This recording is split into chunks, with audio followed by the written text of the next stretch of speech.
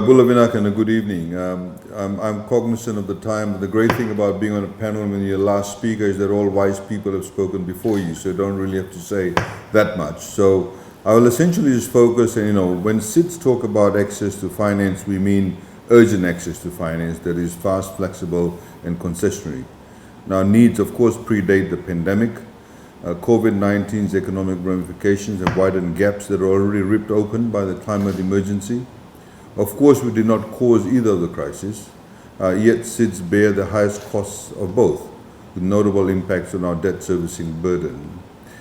If you look at, as I alluded to earlier on, in 2020, SIDS experienced an estimated fall in GDP of 9% compared to 3% decline across other developing economies. This, of course, is not the result of some unlucky global coincidence.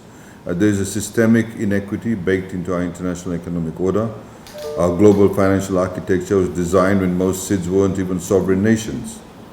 Safe to say, if all 193 member states of the UN convened today, the Bretton Woods Conference today, to build a multilateral system from scratch, the final product would look very little like the system and institutions we have currently.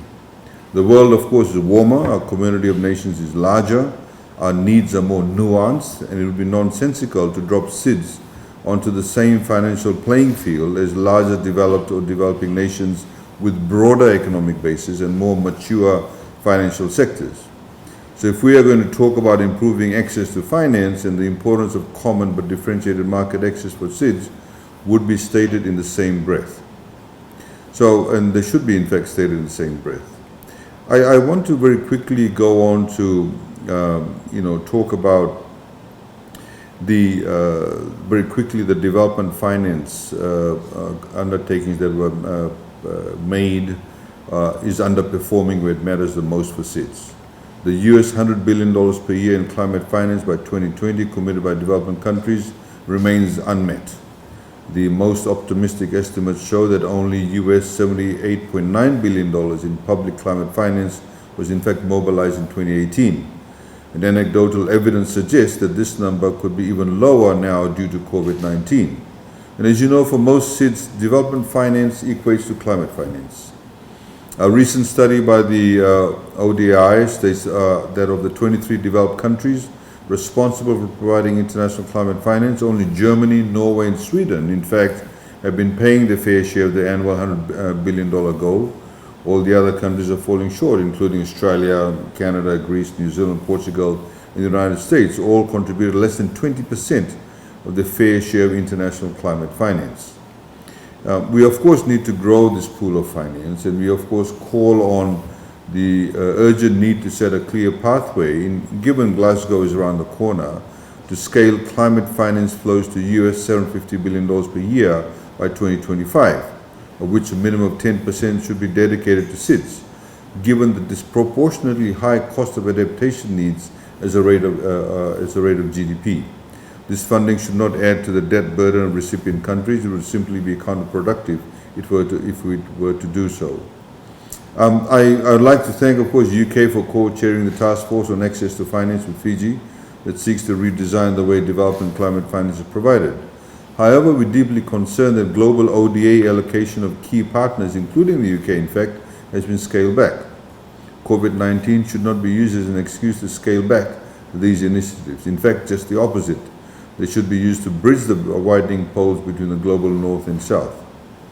I very quickly want to make a point, as was mentioned earlier on by one of our esteemed speakers, that the issue of bonds, green bonds and blue bonds. We issued green bonds just a couple of years ago, and it was listed on the London Stock Exchange, assisted by World Bank, IFC. Optics were phenomenal; it was great, but interest rates weren't. In the same way, we're now currently working with the UK to issue blue bonds. And I think there's an opportunity to actually get into some innovative financing, because with the raising bonds in the market, we are told we cannot get cheaper rates because you'll disrupt the market. But this is an opportunity where there could be some cross-subsidization of our development partners or the finance that has been allocated to fill in the gap. So maybe countries can afford 1% or 0.5%. If the market is 6%, that gap could be filled in, also in respect of corporate social responsibility. So I think those are some of the key points I would like to make.